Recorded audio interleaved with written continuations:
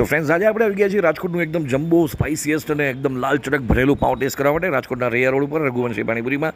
સૌથી પહેલાં તો કુલદીપભાઈ જે રીતે બટાકાને માથે તરી સ્પ્રેડ કરી રહ્યા છે, એકદમ ગ્રેવીમાં એને લબાલબ કરી રહ્યા છે.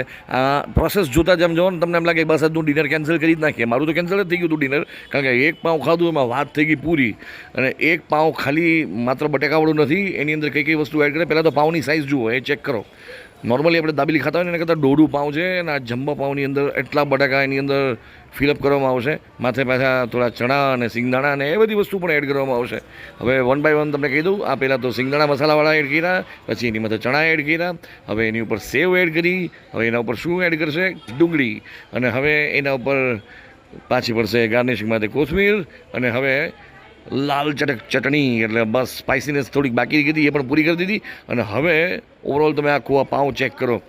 મને ધમાભાઈની ભરેલી બ્રેડ યાદ આવી ગઈ. એમાં ચવાણાનું અને બાકીની વસ્તુનું ફિલઅપ વધારે હોય છે, અને આની અંદર બટાકા અને ચણા જે છે એકદમ જોરદાર લબાલબ દેખાઈ આવે છે.